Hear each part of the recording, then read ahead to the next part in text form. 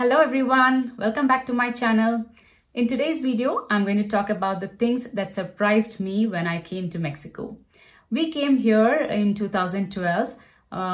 We came to Mexico because of my husband's job, and we were there in Mexico City. My first 2 years was in Mexico City. So there are a few things which were really unique for me and which was completely different from our Indian life.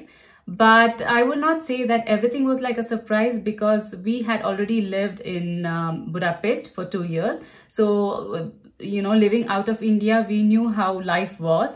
We definitely knew that it's not the same as India. So things like public display of affection, or use of toilet papers, or coming inside the house with shoes on was not something new for me. I was used to that. But there are other things which are completely unique only in Mexico. So I'm going to talk about the things that I found unique in Mexico. And in case I forget to mention something, do remind me and leave that in the comment. And before that, don't forget to subscribe to my channel. So let's get into the video. The first and foremost thing that really surprised me was the school timings. We came here in August and my kids started going to school within a week because my husband was here already past 6 months and he had enrolled them in a school. And we had put them in a small school so that they could improve their Spanish. So within a week, they started going to school, and I was surprised to know that the school started at 7:30. Well, my kids were 4 years and 6 years old then. So for me, that timing was really strange because first of all, it was very cold in Mexico City. It was colder than in India. And apart from that, kids, I had to wake them up at 6:30 in that cold weather, give them breakfast, give them bath. So it was a little strange for me because back in India, school starts at 8:30 or 8:50. So we had enough time for all this. And obviously, since they leave home by 7:30, they didn't have their breakfast on time. And I came to know that the breakfast time in school was around 9:30, 10. Because here in Mexico, the first breakfast, usually kids or adults, they have at 7 o'clock, like they just have a yogurt or fruit. And the main breakfast, they have at around 10 to 11. And lunch is around 3 and 4.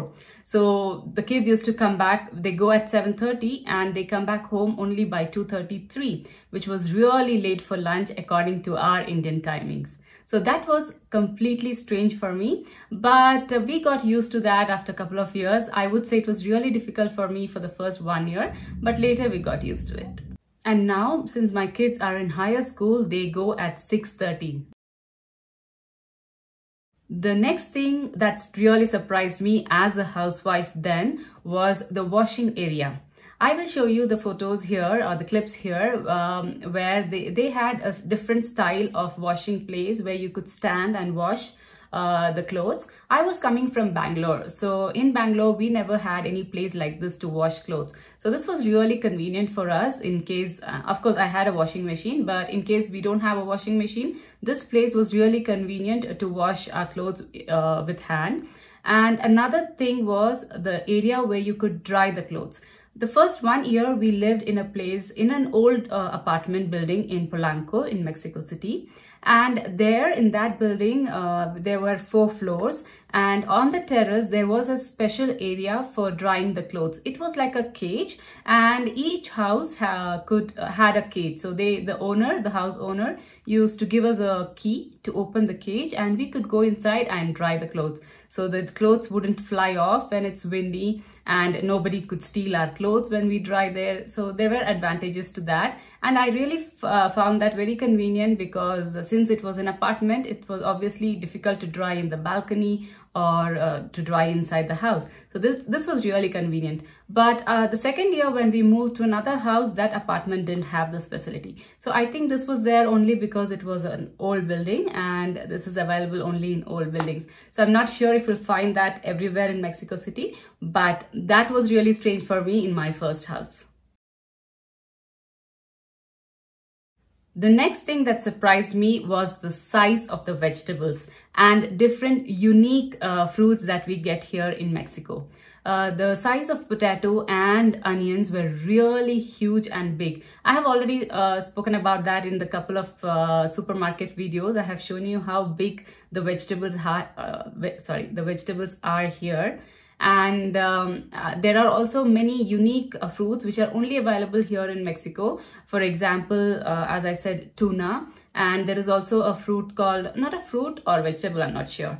It's called jicama, which is used as salad. So I think it's a vegetable. And there are many more. In fact, I haven't tried any of these exotic fruits here in Mexico. Maybe I should do a video on that about trying these fruits, because I haven't tried them. And but these fruits that I said, tuna and jicama, I have tried it and they're super yummy and delicious, and I haven't found that in any other country. The next one is earthquakes. Yes, you heard me right.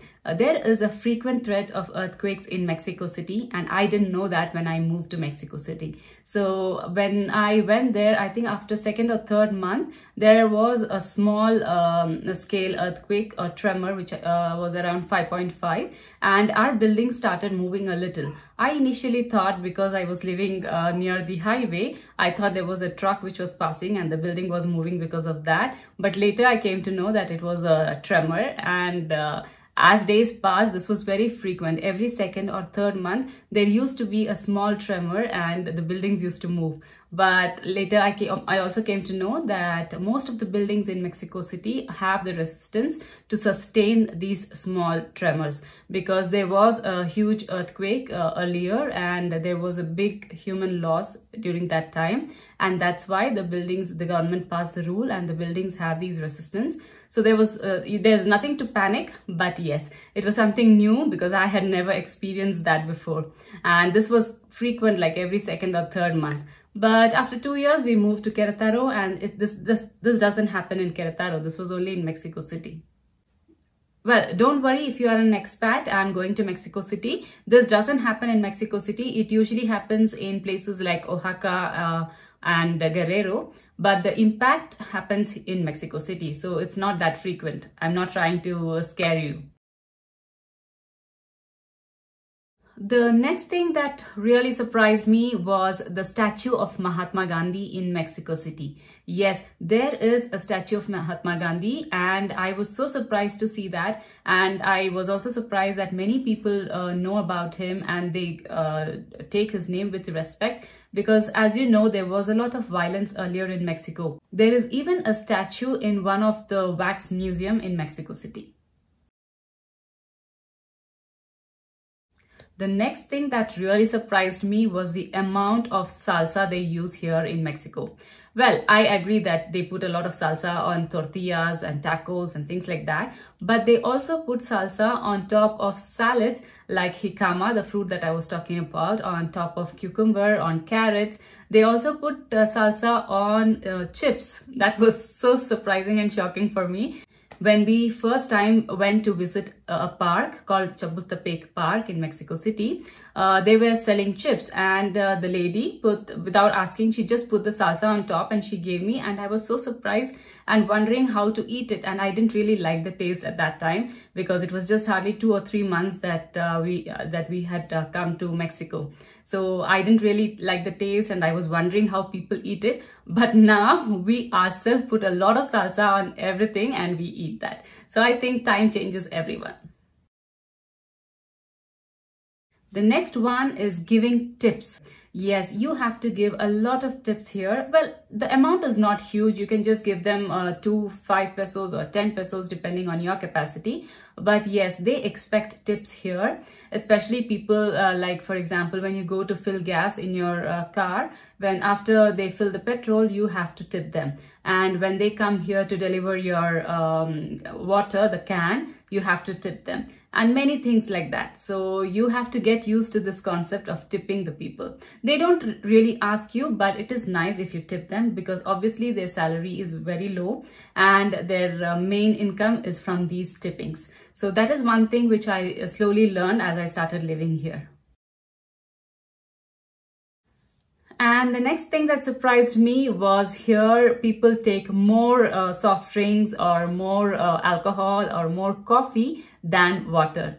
In India, as you all know, we also drink coffee and tea, but maybe 2 times a day, and not more than that. But here I have seen that people drink a lot of coffee. When I went for breakfast in my kids' school, or when I go out with friends, I usually see that they order juice, coffee or alcohol, but not water. So for me, it was a little strange during that time, because when I go for breakfast, I used to order water, and my other friends, they order coffee or they order juice, and they look at me with surprise that I'm drinking water. I think even here now people are more conscious, and they have stopped taking more soft drinks, and they started drinking more water.